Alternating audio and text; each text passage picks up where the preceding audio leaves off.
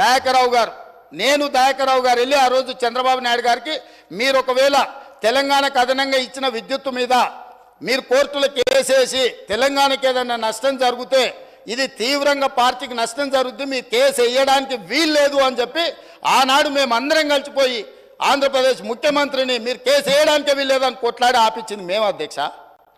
ఆయన ఏందో ఆయన గురువు, ఈయన గురువు, ఆయన గురువులకు పంగనామాలు పెట్టే లక్షణం మీది. మేము ఎప్పుడు కూడా ఎవరితోనైనా తెలంగాణలో ఏంది అధ్యక్ష, ధూపం మీద వస్తే ఎవరన్నా గిలాసని మంచినీళ్ళు ఇస్తే కూడా వాళ్ళని గుర్తుపెట్టుకుంటాం అధ్యక్ష. మనము 10 ఏళ్ళలో 20 ఏళ్ళలో కలిసి పనిచేస్తే సహచరులుగా ఉన్న మన వాళ్ళని మనం అగౌరవపరచాలని ఎక్కడన్నా ఉందా అధ్యక్ష? వాళ్ళకంటే తిన్నింటి వాసాలు లెక్కబెట్టే లక్షణం ఉంది, నాకు అట్లాంటి లక్షణం లేదు అధ్యక్ష. నేను మిత్రులను మిత్రులాగానే చూస్తా, సహచరులను సహచరులలాగా చూస్తా. పెద్దవాళ్ళని గౌరవించే సంస్కారం మా తల్లిదండ్రులు మాకు నేర్పినరు. మీలాగా ఎవరు అవకాశాలు ఇస్తే ఏ ఇంట్లో మీకు భోజనం పెడితే ఆ ఇంటి వాసాలే లెక్క పెట్టి ఆ ఇంటికే నిప్పు పెట్టే ఆలోచన మీకుంటుంది అధ్యక్ష. అది మీ లక్షణం, మీ బ్లడ్లు ఉంది, మీ డిఎన్ఏనే అది. ఎవరు నమ్మితే వాళ్ళను మోసం చేసే లక్షణం ఇది. కాబట్టి మళ్ళొక్కసారి ఏదైనా మీరు అంశాల ప్రాతిపదికన మాట్లాడుండ్రి, వివరాల మీద ఈరోజు సగం రాత్రి కానీ చర్చిద్దాం. అన్ని రికార్డులు తీసుకొని వస్తా అధ్యక్ష. నేను మొత్తం రికార్డులు సభలో పెడదాం. తప్పు విధవ పట్టించే విధంగా, తప్పుడు ఆరోపణలు చేసే విధంగా మాట్లాడితే ఎవరు చూసుకుంటూ ఊరుకోరు. మీ వాదన ఏందో కమిషన్ ముందలు చెప్పండి. ఇవాళ సాయంత్రానికల్లా కోరుకున్నారు కదా మీ నిజాయితీ, ఇవాళ సాయంత్రానికల్లా మీకు కమిషన్ చైర్మన్ నియమిస్తాం. మా ఉప ముఖ్యమంత్రి గారు అనుమతితో సాయంత్రానికంతా కొత్త చైర్మన్ కూడా అపాయింట్ చేపిస్తా అధ్యక్ష. నిన్న మన అసెంబ్లీ సమావేశాలలో ఉండి నిర్ణయం తీసుకోలేదు, ఎట్లాగో వారు గుర్తు చేసిరు. విచారణకు కొత్త చైర్మన్ నియమిస్తా అధ్యక్ష.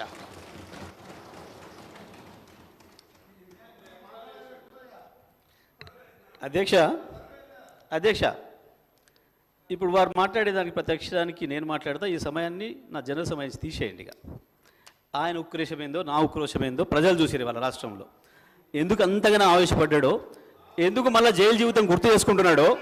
చెర్లపల్లి జైలు జీవితం వారికి అనుభవం కాబట్టి మళ్ళీ మళ్ళీ గుర్తు చేసుకుంటున్నట్టున్నాడు పాపం. మళ్ళీ ఎట్లా ఆడికే వస్తా అనుకుంటున్నాడేమో, మళ్ళీ అక్కడికే వస్తా అనుకుంటున్నా గుర్తు చేసుకుంటున్నాడు. అధ్యక్ష, మా జ్ఞాపకాలు మాకుంటాయి, వారి జ్ఞాపకాలు మాకుంటాయి. నాకు కూడా చెంచల్గూడ జైలు గుర్తుంది అధ్యక్ష. నాకు కూడా మీరాగురిగా నేను చెప్తా కానీ వాళ్ళందరికీ నాకు కూడా చెంచల్గూడ గుర్తుంది అధ్యక్ష. ఎందుకంటే తెలంగాణ ఉద్యమం కొరకు జైలు పోయిన అనుభవాలు. ఆయనకు చెర్లపల్లె గుర్తుంటుంది అధ్యక్ష, ఆయనకు అదే గుర్తుంటుంది అధ్యక్ష. పాపం మళ్ళీ యాద్ చేసుకుంటున్నాడు అధ్యక్ష.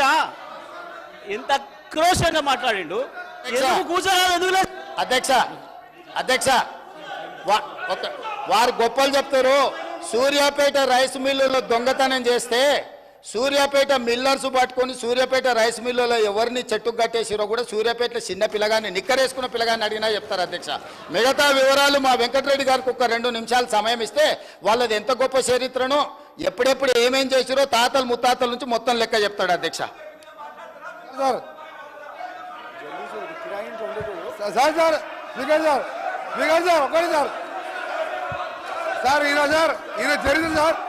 ఈయన చరిత్ర సార్, ఈయన గ్రామానికి చెందిన మదన్ మోహన్ రెడ్డి అని మాజీ సమితి ప్రెసిడెంట్ హత్య కేసులో A2 అధ్యక్ష, అలాగే A2 అధ్యక్ష ఆ మర్డర్ కేసులో ఇంకో భుక్షమనే వ్యక్తి హత్య కేసులో ఈయన వీళ్ళ నాయన A6 A7. ఆ తర్వాత రామిరెడ్డి హత్య కేసులో A3గా ఉండి తడిపారు చేసిన మా జిల్లాకి వెళ్ళి 1 సంవత్సరం పాటు బహిష్కరించాడు. పోతూ ఈ మర్డర్లు చేసి దోసపాటి గోపాల్ ఇదే అసెంబ్లీలో ఎక్స్ఎమ్మెల్యేగా ఉండే ఆ పెట్రోల్ బంకులో 1,80,000 రూపాయలు దొంగతనం చేస్తే ఆ కేసులో ముద్దాయి అధ్యక్ష. ఇంకొకటి రామారావు గారు ఎన్టీ రామారావు ముఖ్యమంత్రిగా ఉన్నప్పుడు ఎక్సైజ్ ప్రొవిజన్ పెడితే దొంగ మందు కర్ణాటక వెళ్ళి మందు తీసుకొచ్చి పట్టుబడితే మిర్యాలగూడ పోలీస్ స్టేషన్లో ఇప్పటికీ కేసు ఉన్నది అధ్యక్ష. ఈయన కేసులు చెప్తే తప్ప ఈయన గురించి మాట్లాడితే మా గౌరవం పోతుంది అధ్యక్ష. అందుకనే జగదీశ్వర రెడ్డి గారు మీరు మీ చరిత్ర చెప్పాలంటే మీరు ఒక చరిత్ర కాదు, ఆయన అంటే ఉద్యమాలు చేశారు. సార్ ఒక నిమిషం, మీరు ఎందుకు ఆయన చరిత్ర చెప్తే భయపడుతున్నారు ఆయన చరిత్ర